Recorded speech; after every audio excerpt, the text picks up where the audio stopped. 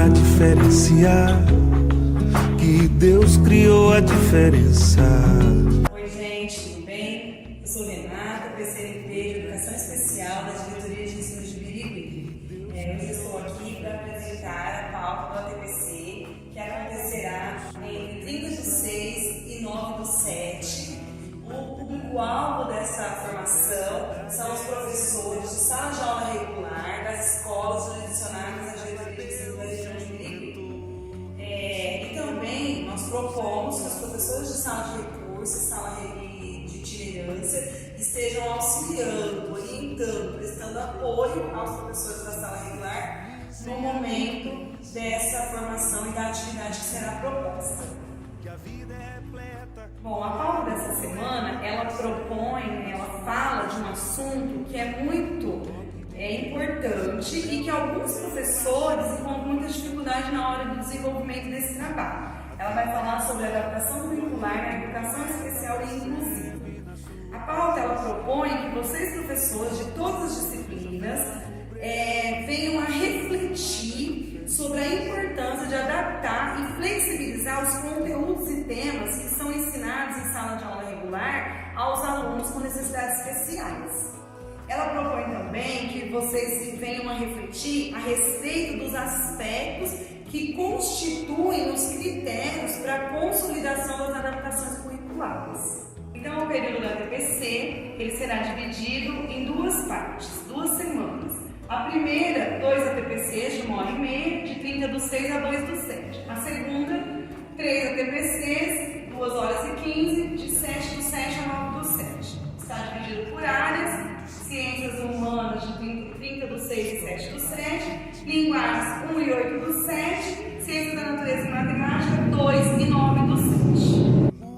Os objetivos da pauta são orientar os professores de todas as disciplinas de sala de aula regular no desenvolvimento das adaptações curriculares e refletir sobre a importância de adaptar e flexibilizar conteúdos e temas para os alunos público-alvo do atendimento educacional especializado.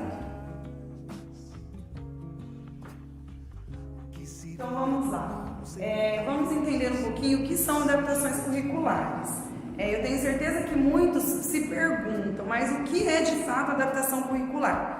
Adaptações curriculares, segundo Ana Augusta Sampaio de Oliveira e Esther Lopes Rosseto, são oportunidades educacionais que proporcionam aos alunos com necessidades especiais o acesso ao currículo e à aprendizagem dos conteúdos e temas ensinados em salas de aula regular. São providências que devem ser implementadas para atender a esses alunos, de modo a lhes favorecer o acesso ao conhecimento e ao seu uso funcional, proporcionando assim a oportunidade de administrar sua própria vida e de entender o processo de transformação da sociedade. Nós propomos aqui um vídeo de sensibilização, somos todos iguais, inclusão social. Nós propomos que os professores assistam ao vídeo e, após assistirem, reflitam sobre alguns tópicos.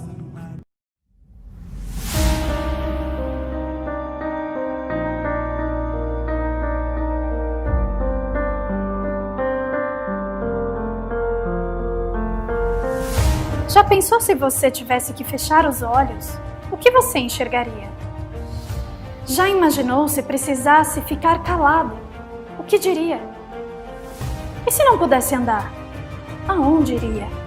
Existe em cada um de nós uma força chamada amor, capaz de nos fazer enxergar, falar, nos levar aonde sonhamos ir.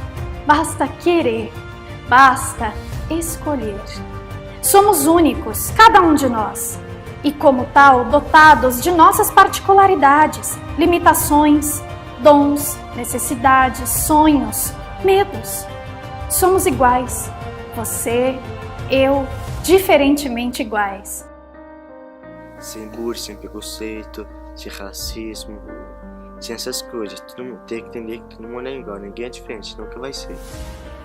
Choramos e também damos boas risadas. Somos pensativos e também muito comunicativos. Somos recheados de planos, metas que buscamos dia após dia. Somos por dentro e por fora. Nem sempre se enxerga a luz do dia ao sair de casa pela manhã.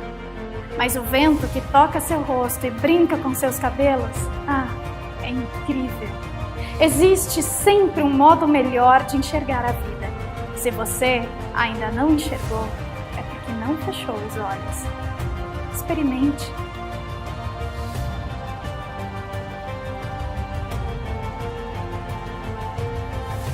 Muita gente precisa da sua ajuda. Eu só preciso do seu respeito. E se não for pedir muito, do seu carinho.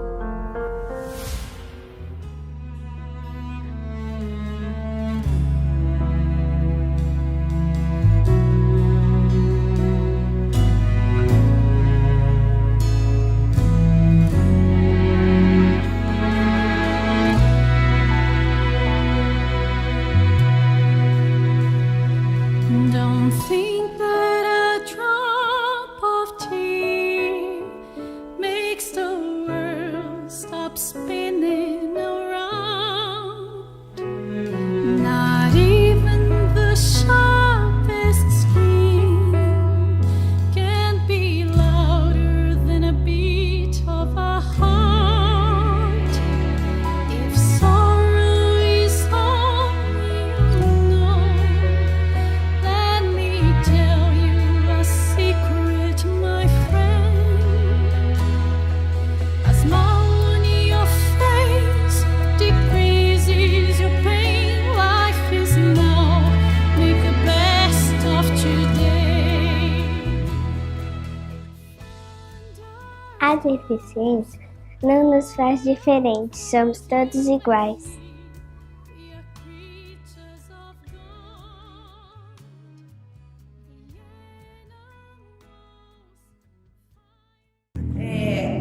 O que nós propomos que os professores venham refletir? O que quer dizer somos todos iguais? Mesmo sabendo que nós somos todos iguais, nós também sabemos que como indivíduos nós somos diferentes. O que nos faz compreender essas diferenças? Onde e como a inclusão social se encontra na nossa sociedade? Então esses são os tópicos para que os professores venham a refletir sobre o que é inclusão social. A seguir, começando a contextualização do tema, adaptação curricular na educação especial e inclusiva, eu proponho que os professores estejam assistindo a um vídeo para enriquecer ainda mais o conteúdo da PCNP de Educação Especial, da Diretoria de Ensino Leste 1, Maria Beatriz. Ela fala sobre adaptações curriculares. Quando a gente fala de adaptação curricular, o que a gente pode pensar? Existem 3 níveis. O nível de projeto político-pedagógico da escola. O que seria isso? É um ajuste no currículo geral desse aluno. Focalizar a organização escolar e o serviço de apoio que essa escola tem.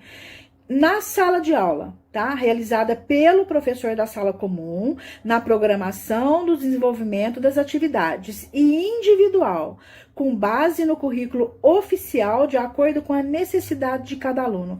E para isso eu tenho que conhecer o meu aluno, né? Eu não vou falar do projeto político-pedagógico agora, senão nós vamos tomar muito tempo com isso, né? Numa adaptação curricular, o que o professor deve levar em consideração? Ele deve conhecer o aluno através de uma avaliação inicial. Através da avaliação inicial, eu vou estipular o quê? Eu vou estipular as potencialidades e as dificuldades que ele tem, as expectativas para esse aluno, as expectativas para as aulas, a competência a ser trabalhada, as habilidades a serem mobilizadas e qual estratégia e metodologia eu vou usar, o tempo que eu vou ter para isso e o tipo de avaliação que eu vou fazer. E quais são esses critérios para a adaptação curricular? Os critérios são o que o aluno deve aprender, como e quando ele deve aprender, que forma de organização que eu preciso ter para ser mais eficaz, para que esse aluno aprenda, como e quando eu vou avaliar esse aluno.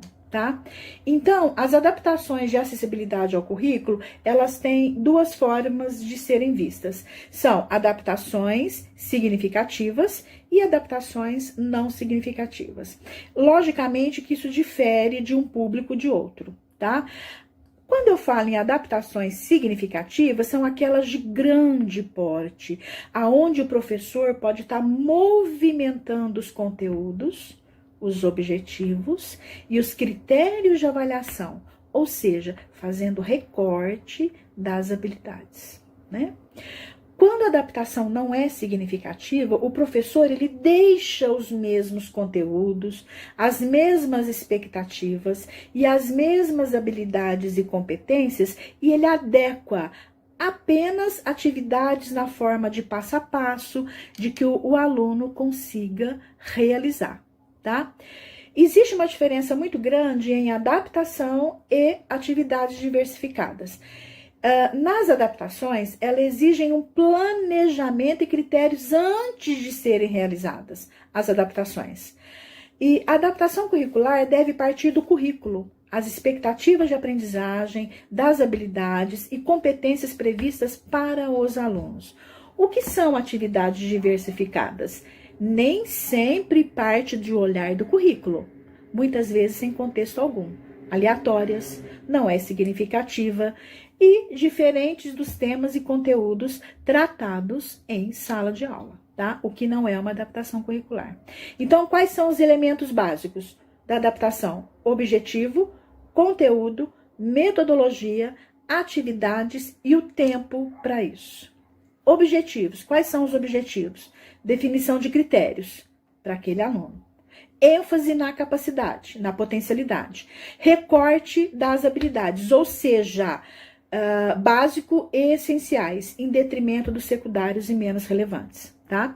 Priorizar a habilidade ou conteúdo essencial para a aprendizagem posterior desse aluno. Enfatizar o desenvolvimento das habilidades de atenção, participação e adaptabilidade. Aí eu penso, será que eu posso desenvolver todas as habilidades do currículo com meu aluno? Eu acho que não, né? Todos os caminhos devem ser iguais para qualquer perfil de aluno? Existe um caminho único para todos, né? Então, essas atividades adaptadas, elas não são atividades fora do contexto da sala de aula, e sim adaptadas de forma a atender o aluno de maneira como ele aprende ou entende, tá? Então, eu devo refletir. O objetivo foi alcançado? O que precisa ser revisto ou alinhado? Eu, estou falando isso para mim. O que eu preciso revisar, o que eu preciso realinhar. O aluno, ele adquiriu ou ele se aproximou um pouco do desenvolvimento daquela habilidade prevista? E o tempo? Será que eu preciso alterar mais tempo? É a temporalidade que a gente fala, né? Será que o tempo previsto para aquela realização da atividade foi suficiente, né? E que realinhamento necessita ser feito para pensar pela equipe? Aí eu penso na avaliação. Eu preciso planejar algumas maneiras e alguns instrumentos e algumas técnicas básicas para avaliar, né? Eu tenho que focar o quê? No aspecto do desenvolvimento do aluno, a nível de competência curricular e o estilo de aprendizagem dele. Gente, eu tenho 40 alunos em sala de aula. Se eu não tiver nenhum deficiente, um aprende diferente que o outro. E não é por isso que eu vou deixar de avaliar diferente os meus alunos, né? Quanto mais um aluno público-alvo da educação especial que precisa ter um foco voltado para as suas dificuldades. E isso é um processo. O objetivo disso é demonstrar os resultados no desenvolvimento do nosso aluno. A gente tem que ter foco no processo de aprendizagem dele, mesmo eu usando estratégias, metodologias diferentes para aquela série, para aquele ano.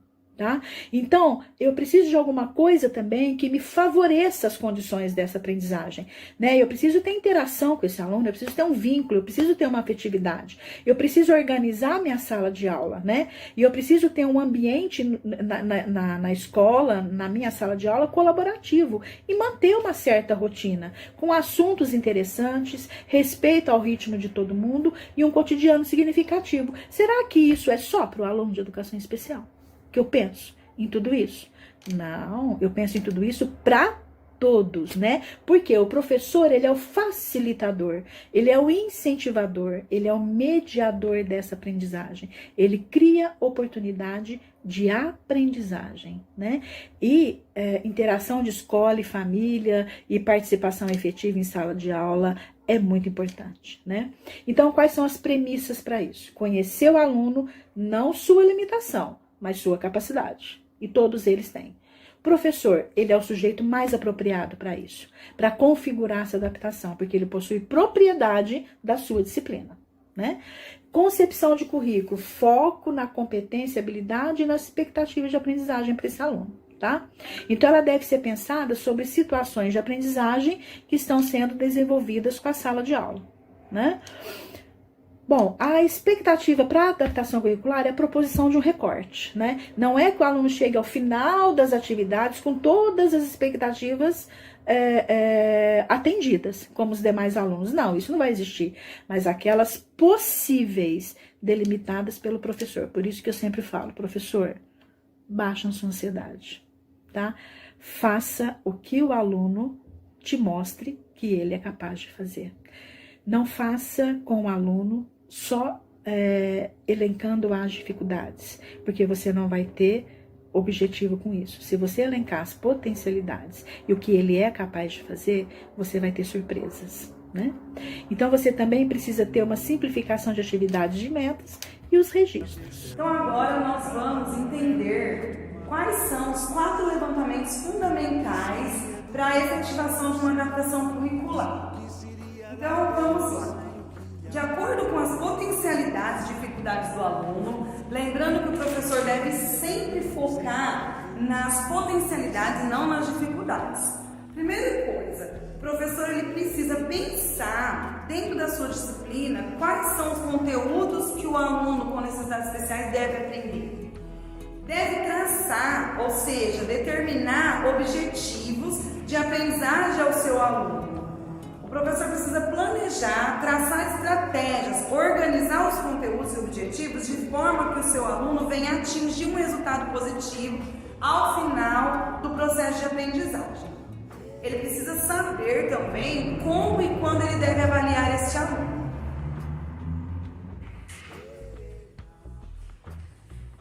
Agora, vamos falar das premissas para uma adaptação curricular. O que é importante antes de iniciar uma adaptação curricular? E nesse momento é importante lembrar que adaptações curriculares não se trata de um novo currículo, e sim de uma adequação às necessidades do aluno que dela necessita. Deve ser pensado como uma ferramenta, ou seja, como uma estratégia que ofereça oportunidades reais de aprendizagem. É essencial que o professor de sala de aula regular tenha como parâmetro as dificuldades e potencialidades do aluno, focando sempre nas potencialidades. E essas dificuldades e potencialidades, geralmente elas são levantadas, geralmente não, elas são levantadas no início do ano, no documento que é preenchido pelo professor da sala de recurso ou itinerância. Esse documento ele se chama PAI, Plano de Atendimento Individualizado. Então, no início de cada ano, o professor especialista ele vai fazer a avaliação pedagógica desse aluno e ele vai preencher esse documento. É importante que esse documento esteja acessível aos professores de sala de aula regular, para que os professores venham a ter um norte para realizar a adaptação curricular para o seu aluno. O professor de sala de recurso, de itinerância, o professor auxiliar, o professor interlocutor de Libras, ele não vai realizar a adaptação curricular para o professor de sala de aula regular. Ele não vai fazer a adaptação, mas ele vai orientar, ele vai auxiliar o professor de sala de aula regular nas ideias de materiais, tipos de atividade que o aluno é capaz de desenvolver, por exemplo. Porque o sujeito mais apropriado para desenvolver a adaptação curricular é o próprio professor da sala de aula regular. Não existe ninguém mais adequado para desenvolver a adaptação, porque quem conhece o currículo, o conteúdo, a disciplina que ele leciona é ele mesmo. Ninguém conhece melhor o currículo e a disciplina do que o próprio professor.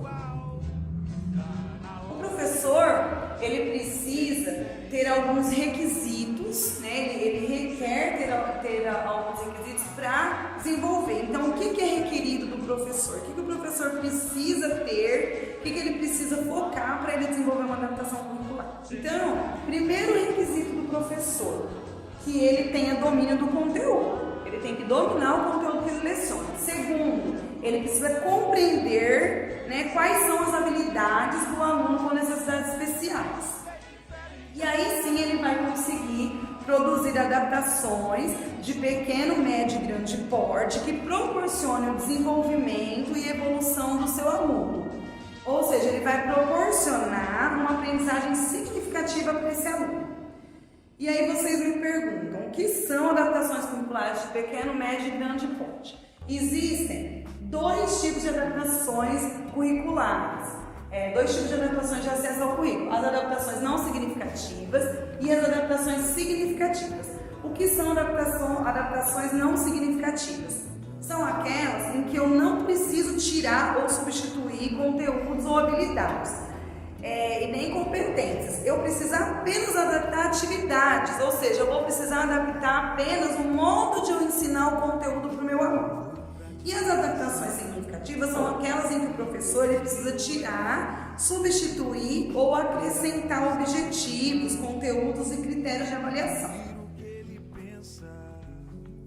Aqui eu coloquei dois links. Um que fala das adaptações curriculares de grande porte e um que fala das adaptações curriculares de pequeno porte. Então eu sugiro que os professores estejam entrando nesse link, acessando o link e leiam, tem exemplos de adaptações para diversos tipos de alunos, é um material muito rico. Agora nós vamos falar dos 5 critérios para adaptação curricular. Segundo a Silmara Lopes, existem 5 critérios para, de fato, concretizar uma adaptação curricular. O primeiro critério é o diagnóstico das necessidades do aluno. O que seria esse diagnóstico?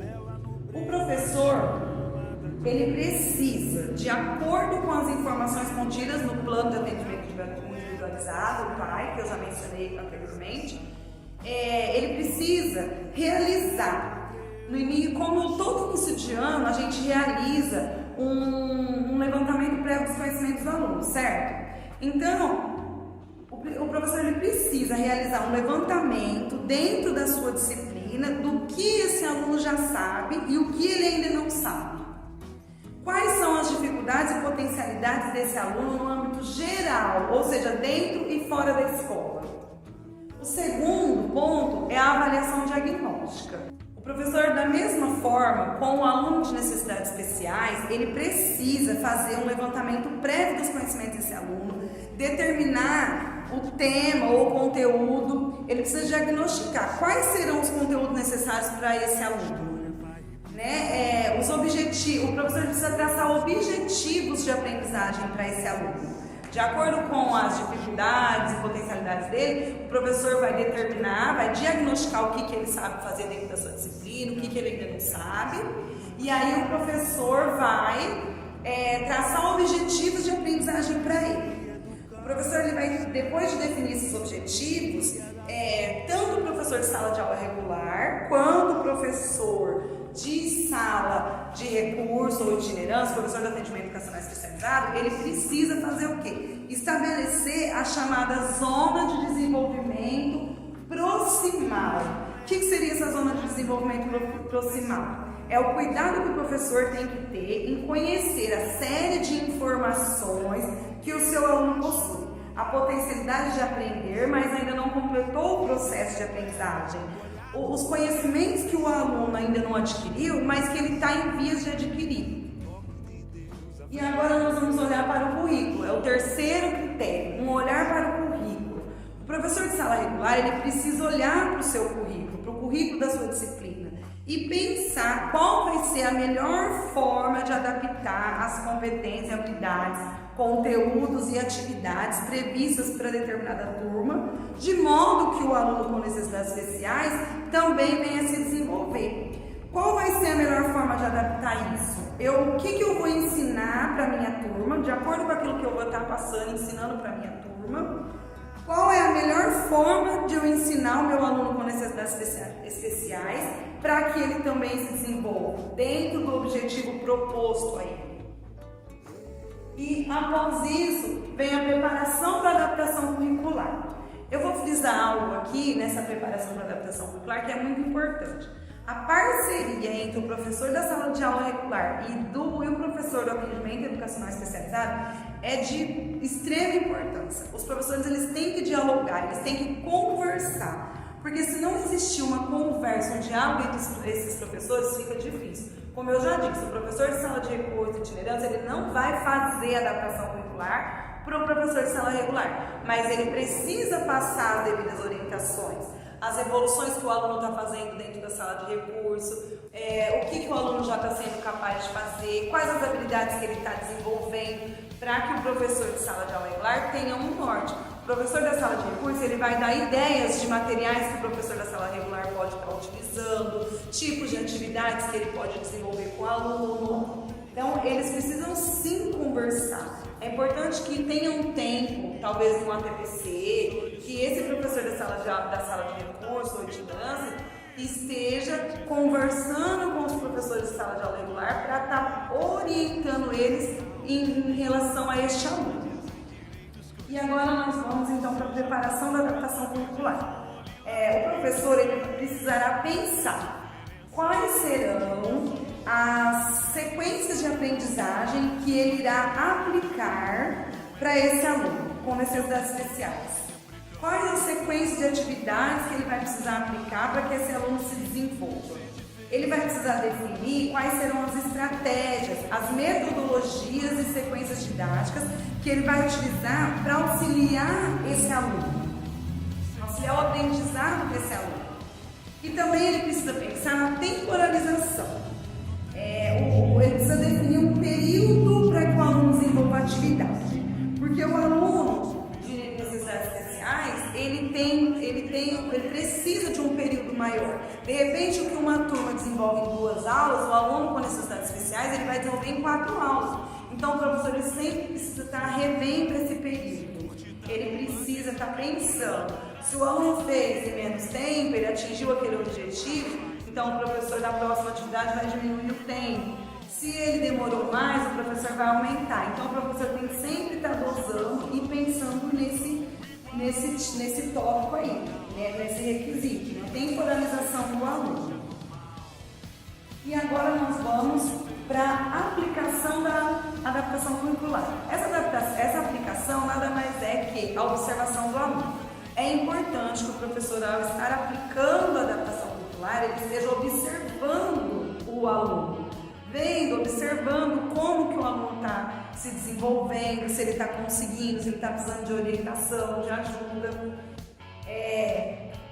Então esse é o 5º e último conceito. E aí nós vamos pensar, depois do plano que o professor planejou e concluiu a adaptação, então ele vai aplicar. E aí vocês me perguntam, como eu faço para aplicar essa adaptação? Primeiro, eu vou observar, o professor ele precisa observar se a atividade que ele propôs para o aluno ajudou no desenvolvimento desse aluno. Se o aluno ele se aproximou ou adquiriu o desenvolvimento da habilidade prevista. Se o objetivo que o professor propôs foi alcançado ou não. E aí nós chegamos no ponto da avaliação. Se o professor detectou que o aluno atingiu o objetivo proposto, ok. Se não foi atingido, é o momento do professor rever as estratégias de ensino que ele utilizou com esse aluno. A avaliação ela deve ser inclusiva, adaptada e estar sempre em consonância com as adaptações curriculares que foram aplicadas. Um aluno com necessidades especiais ele pode sim ser avaliado de 0 a 10, como qualquer outro aluno. Por exemplo, se o aluno se esforçou, atingiu o objetivo que foi proposto, por que não o professor dá uma nota 10 para ele? Agora, se o aluno ele se esforçou, mas ele não conseguiu atingir, ele chegou próximo, o professor vai atribuir a nota de acordo com o desenvolvimento do aluno. Tem alguns professores que chega na hora de atribuir a nota, atribui lá um 5 para o aluno. O aluno de necessidades especiais, ele não é diferente dos outros alunos. Imagina você, vai prestar uma prova, e aí você é avaliado de acordo com a cor do seu cabelo, com a cor da sua pele, ou até mesmo com a roupa que você está vestindo. Você não iria ficar frustrado? É a mesma coisa com os nossos alunos público-alvo da educação especial. Eles precisam ser avaliados de acordo com aquilo que eles produzem e desenvolvem. Então, o professor tem que estar atento nesse quesito aí também, da avaliação. Bom, agora eu vou passar a palavra para a PCNP dos anos iniciais, Carla Pinteiro. Ela vai falar um pouquinho com vocês sobre hipóteses de escrita. Olá, professores. De tudo que a Renata já conversou com vocês, agora nós vamos falar um pouquinho sobre as hipóteses de escrita. Tá? Nós precisamos diagnosticar os saberes dos alunos, e isso não é só para o aluno da área de educação especial. Todos os alunos a gente tem que fazer o diagnóstico dos saberes para a gente poder dar andamento na nossa aula, né? Mas essas crianças da educação especial, a gente precisa constantemente estar diagnosticando seus saberes para estar comprovando a sua evolução e realizando as adaptações curriculares. Então, a Emília Ferreira e a Ana Peperossi, lá em 1970, então a hipótese de escrita não é uma coisa de ontem, né? Uma coisa que é um estudo de muito tempo. Elas perceberam que as crianças, elas constroem hipóteses de escrita.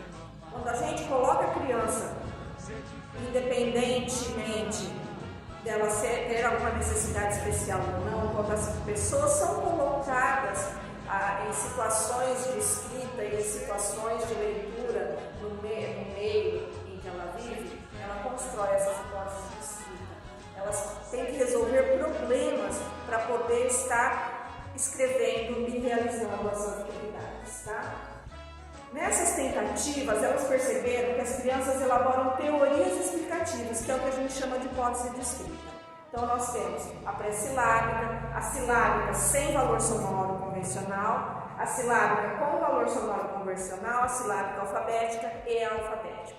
No início dos estudos, elas tinham 4 hipóteses, não tinha a silábica alfabética. A silábica alfabética veio depois, quando começou a se perceber que a criança ela não ia diretamente com valor sonoro convencional para a alfabética. Então, entrou a silábica alfabética. Essas crianças, para elas escreverem, elas têm que pensar em N coisas. Uma delas, por exemplo, é pensar como que eu escrevo. Tá? Muitos professores já me ouviram dar esse exemplo. Se eu falar para você, fecha o olho e pensa na escrita da palavra cavalo, tá? Você pode pensar na escrita da palavra cavalo toda em letra bastão, você pode pensar em letra de imprensa, você pode pensar naquela forma escrita na cartilha, com a letra redondinha, pedagógica, bonitinha, tá? Isso é para mim, isso é para você, e nós já estamos alfabéticos, né? Já dominamos as convenções do sistema de escrita. Agora, uma criança que esteja nas outras hipóteses de escrita, que não a alfabética, ela tem que pensar em várias coisas para escrever. Tá? Para eu escrever cavalo, se eu estiver lá na hipótese pré-silábica, eu posso desenhar o cavalo. Se eu não tenho conhecimento de letras, eu posso desenhar o cavalo e lá está escrito cavalo. Se eu já tenho conhecimento de letras, eu ponho algumas letras. Agora, se eu tenho que refletir sobre o sistema de escrita, se eu já estou nas hipóteses silábicas, eu tenho que pensar quais letras são boas para escrever cavalo, quantas letras eu preciso para escrever cavalo e em que ordem eu tenho que colocar. Quando para a gente é muito natural eu escrever um cavalo, para a criança que não, vamos generalizar, para a pessoa que não é alfabetizada, não importa a idade que tenha, se tenha 3 anos ou se tenha 60 anos ou mais, se ela não é alfabetizada, ela passa sempre pelo mesmo processo. E ela tem que pensar quais letras são boas para escrever cavalo, quantas letras eu preciso para escrever cavalo e em que ordem eu tenho que pôr essas letras. Por isso que às vezes a gente vê a criança que ela escreve, por exemplo, o VA, ela põe o A e depois o V, porque ela ainda não dominou a ordem que as letras precisam ser colocadas. E para tudo isso, a gente tem que ter um olhar na escrita da criança, a gente tem que acompanhar de perto como acontece essa escrita. Então, eu vou estar comentando com vocês agora um pouquinho de cada uma dessas hipóteses de escrita. São escritas pré-silábicas. A Natália, ela escreveu Natália, brigadeiro, refrigerante e bolo. A Natália, ela só usou as letras do nome dela, o A, o L, o N e o I. E para ela, tudo escreve igual. Ela ainda não tem uma consciência que para escrever eu uso letras diferentes e organização diferente de letras dentro da escrita. Então, essa aí é uma escrita pré-silábica. Mas por que ela é pré-silábica? Ela só usa as letras do nome dela, mas principalmente quando ela lê a palavra que foi escrita, Natália, brigadeiro, refrigerante, bolo, ela lê corrido. Ela lê Natália, brigadeiro, refrigerante e bolo. Isso caracteriza pra gente uma escrita pré-silábica. Eu só sei se a escrita é pré-silábica ou silábica ou alfabética de acordo com a escrita juntamente com a leitura. Então, quando a gente avalia uma criança para saber a hipótese de escrita, a gente tem que avaliar a escrita e em seguida a leitura. Ela acabou de escrever, ela já tem que ler. Rômina tem 4 anos. Ela escreveu Rômina, sapo, pato, casa, mamãe sai de casa. Ela só usou também letras do nome dela. Ela tem uma hipótese, as 2 crianças têm hipótese de escrita que nada se escreve com menos de 4 letras. O que diferencia a Natália da Rômina é que a Rômina já percebeu que palavras diferentes eu escrevo de forma diferente. Tanto que ela não repete a sequência de letras em nenhuma palavra. Só que a leitura dela também é uma leitura sequenciada. Ela passa o dedo e lê a palavra inteira. Ela não vai silabando, ou como no caso da frase, mamãe, por exemplo, mamãe sai de casa. Ela lê no corrido, mamãe sai de casa. Isso caracteriza a hipótese pré-silábica. E o que eu faço com essas crianças na hipótese pré-silábica? E se eu tenho uma criança da educação especial dentro da minha turma e ela está na hipótese pré-silábica, como é que eu vou realizar a adaptação curricular com ela? Tá? No caso dessas 2 crianças, elas já conhecem letras, elas conhecem letras a partir do nome dela.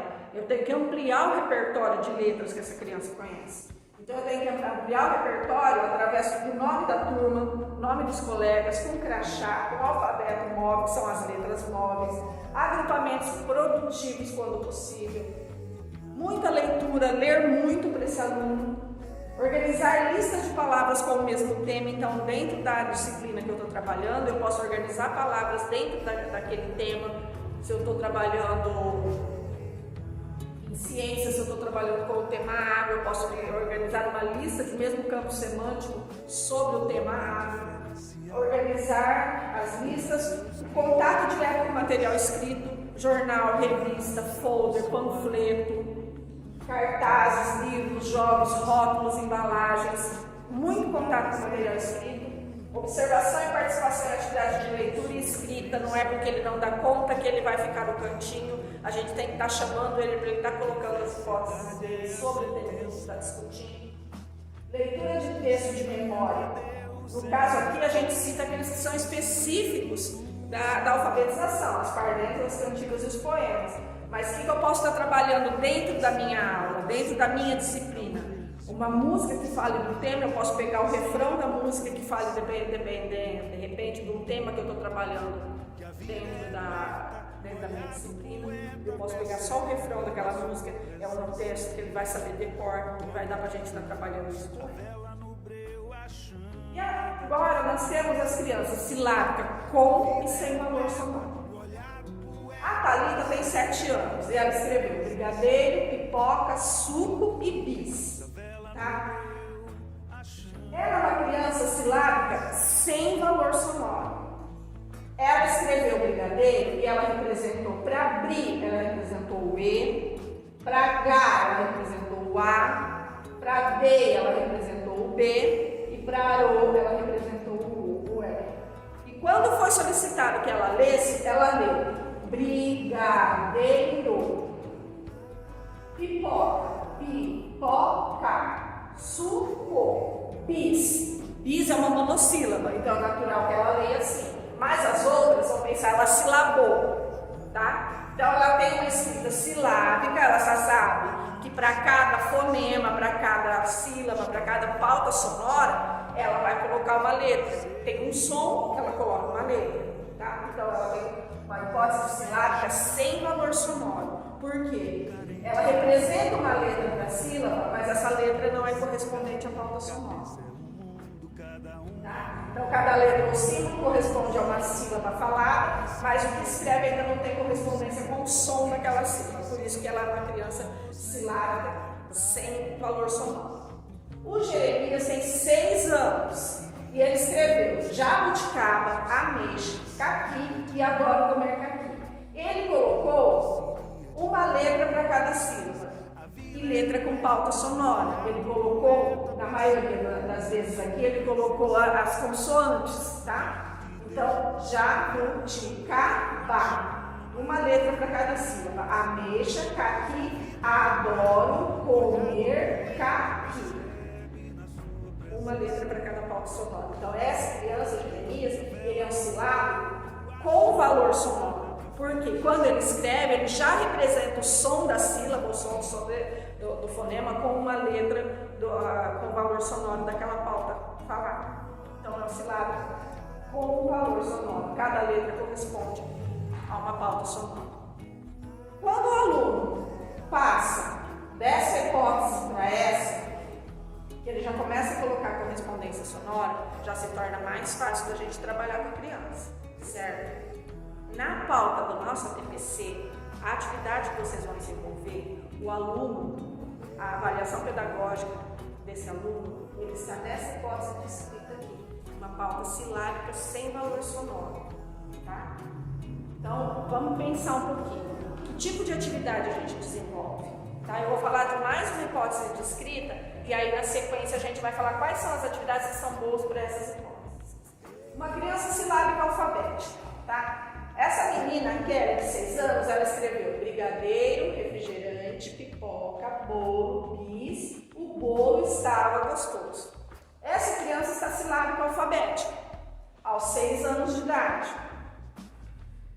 Para brigadeiro, ela já colocou uma sílaba inteira, tá? Pipoca dela está alfabética, olha o refrigerante, olha o bolo. Essa criança, ela está silábica alfabética. Por que silábica alfabética? Porque tem hora que ela coloca uma letra para cada sílaba e tem hora que ela coloca a sílaba completa. Então, ela está alternando entre o silábico com valor sonoro e o alfabético. Então, ela está silábica alfabética. O senhor Antônio, de 25 anos, também está nessa hipótese. Ele escreveu um bilhete. Doutor Edson, não vou trabalhar amanhã porque o Grêmio tem que reunir. Antônio, não vou trabalhar amanhã porque o Grêmio tem que reunir. Então, aquilo que eu falei lá no começo da minha fala, não importa se eu estou com 5, se eu estou com 6, se eu estou com 60, se eu estou me alfabetizando, se eu ainda estou na fase de construção do sistema de escrita, eu passo por todas as hipóteses. Tá? E eu só sei que hipótese eu aluno tá quando eu observo como esse aluno está trabalhando. Então, essas duas escritas são escritas silábicas alfabéticas. Então, ele está numa fase de transição, silábico com valor sonoro para o alfabético. E o que a gente faz com essas pessoas que estão nessa hipótese? Silábico sem valor, silábico com valor e silábico alfabético. Uso de alfabeto móvel ou letras móveis, agrupamentos produtivos, leitura compartilhada ou colaborativa, cruzadinhas e caça-palavras. Contato com material escrito, revistas, jornais, cartazes, livros, jogos, rótulos, embalagens, observação e participação em atividades de leitura e escrita de textos de memória, parlendas, cantigas e poemas, leitura e escrita de bilhete, recado, aviso, entre outros, reescrita de textos em parceria tendo o professor ou um colega como escriba, dicionário ilustrado. A única atividade aqui que não cabe para o silábico sem valor sonoro são as cruzadinhas e os caça-palavras, tá? Por que não cabe? Porque ele ainda não representa o som. Por que cabe para o silábico com valor sonoro? Porque ele representa o som. Então, a criança que está lá, silábica com valor sonoro, que vai escrever, que nem o menino escreveu lá, jabuticaba, que ele colocou todas as consoantes, se eu dou uma cruzadinha para ele, e ele sabe que não pode sobrar letra, não pode sobrar quadradinho vazio, ele vai ter que pensar e analisar como é que ele vai fazer para não sobrar quadradinho vazio naquela cruzadinha. E aí ele vai perceber que lá no jabuticaba ele tem que colocar o A para fazer o já e assim por diante. Então eu vou colocar ele numa situação de reflexão. A criança que não tem valor sonoro convencional não adianta, porque ela vai colocar letras aleatórias só para completar. Ela ainda não tem essa capacidade. Então vamos pensar.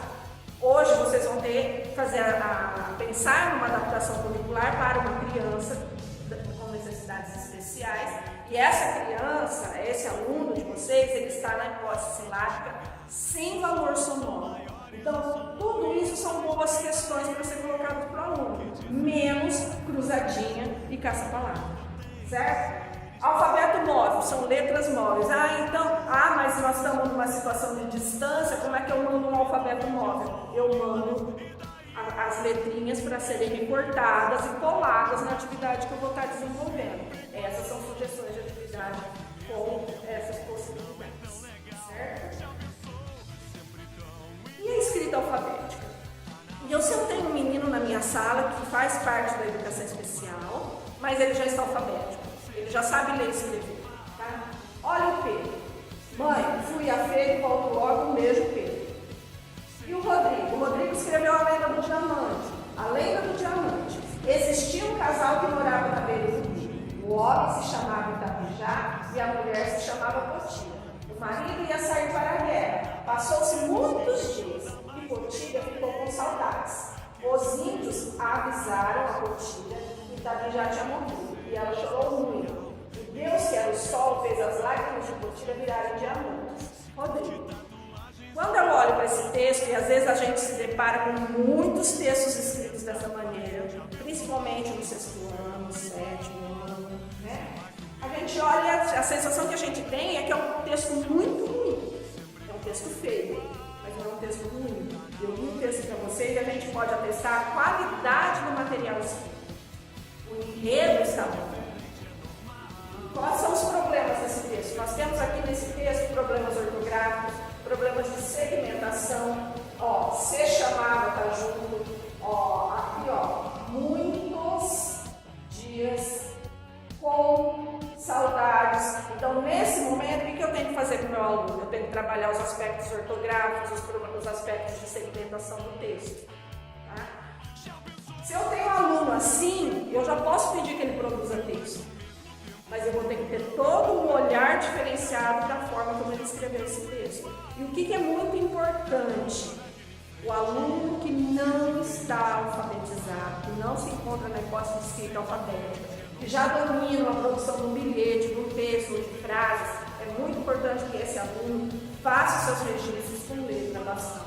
É muito mais fácil você pensar a escrita quando eu utilizo a letra bastão do que quando eu utilizo a letra manuscrita.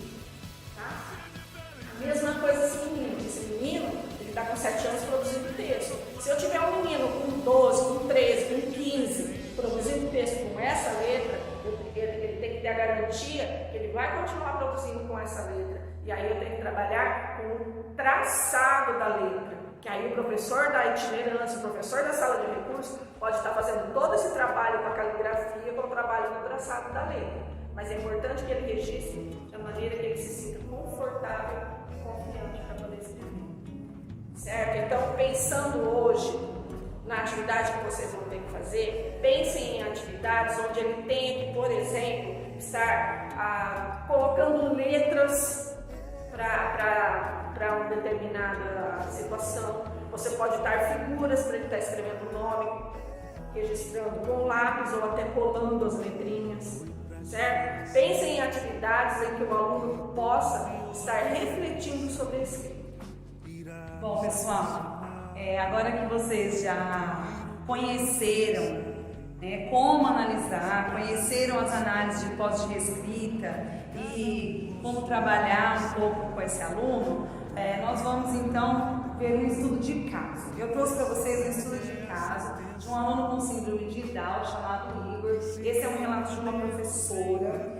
O aluno Igor, ele se encontra aqui, a professora fala que ele gosta muito de ler livros com gravuras, que ela estimula o aluno a estar conversando sobre essas gravuras com os colegas, que ele tem facilidade em lidar com pecinhas, reunir números e palavras. Então, de acordo com esse estudo de caso, eu trouxe para vocês alguns exemplos de adaptação curricular para esse determinado aluno. Eu trouxe um exemplo de história, um de língua portuguesa, um de matemática e um de ciências. Esses exemplos eu fiz questão de colocar dentro do registro de adaptação curricular para exemplificar para vocês. Então, o registro de adaptação curricular, ele é o chamado anexo 3. Ele está fundamentado na resolução 68 de 12 de 2 de 2017 e ele também é citado na instrução de 14 de janeiro de 2015. Esse documento, de acordo com a legislação, ele deve ser preenchido semanalmente. Eu sei também que existe um combinado entre as unidades escolares e a equipe de educação especial da diretoria de ensino de Birigui, que esse documento poderia ser preenchido quinzenalmente. Pensando no momento que nós estamos vivendo de pandemia, os roteiros de estudo, eles têm que ser elaborados e enviados aos alunos semanalmente, não é?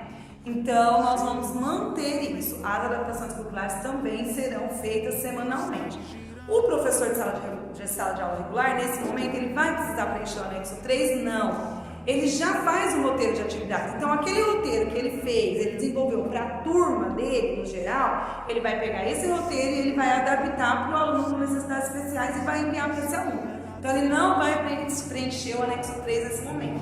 Ele vai preencher o roteiro. Então, o anexo 3 ele é composto pelo período. Vamos pensar que nós devemos fazer nessa semana de ATPC. Então, o período semanal, de 29 do 6 a 30 do 7. Então, é a semana.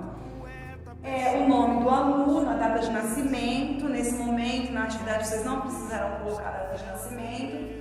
Que série que o aluno está, o nome do professor, a disciplina e o período que ele estuda. E aí vem a descrição do anexo 3. Então, a habilidade de aprendizagem trabalhada na aula, a habilidade que vai ser trabalhada para a turma. Depois, a habilidade para o aluno com deficiência, aqui no caso, com deficiência intelectual ou espectro autista. Depois, a estratégia trabalhada na aula, no geral, para a turma toda. E depois, a estratégia trabalhada para o aluno com deficiência. E essa estratégia trabalhada para o aluno com deficiência é onde o professor vai descrever o passo a passo. O professor ele pode, inclusive, colocar aula a aula. Ele pode colocar uma temporalização para o aluno dele de 4 aulas. Então, que atividade ele vai desenvolver na primeira aula, na segunda aula? Então, ele coloca aula 1 e a atividade que ele vai desenvolver. Aula 2, aula 3, aula 4. De repente, a turma, como eu já falei, vai desenvolver em 2 aulas, mas o aluno ele vai precisar de 4 para desenvolver, ok? Então, aqui é o momento do professor colocar as comandas das atividades, colocar que tipo de atividade ele vai fazer. Por exemplo, aqui, qual que é a comanda? O aluno ele vai trabalhar com imagens e ele vai colocar um coelho na imagem que ele acha que o tempo passa mais rápido e uma tartaruga na imagem que o tempo passa mais devagar. Ok? Então é isso, eu fiz questão de colocar no anexo 3. Então essa é a adaptação curricular na disciplina de História. Depois veio a adaptação curricular na disciplina de Língua Portuguesa. Ok? Depois nós temos a adaptação curricular na disciplina de Matemática. E depois a adaptação curricular na disciplina de Ciências.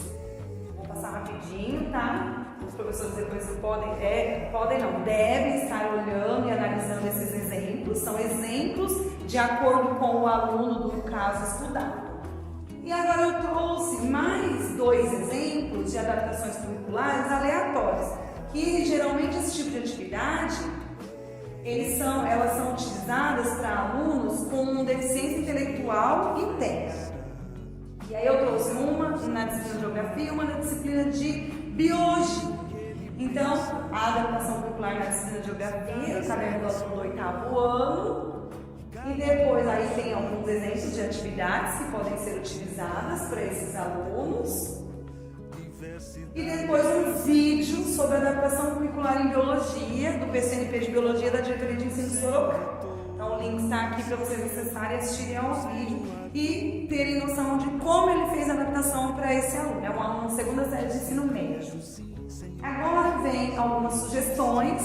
Eu sugeri alguns links do blog da Maria Madalena, da PAI de São Caetano do Sul, algumas adaptações curriculares, alguns exemplos de adaptações curriculares também. E adaptações e flexibilizações curriculares para alunos com DI de escola comum, para pedagogos, professores de língua portuguesa e matemática, tá? tá? É muito interessante que vocês acessem esses links. É um material enriquecedor e que vai ajudar ainda mais vocês, professores, na hora de desenvolver as suas adaptações curriculares.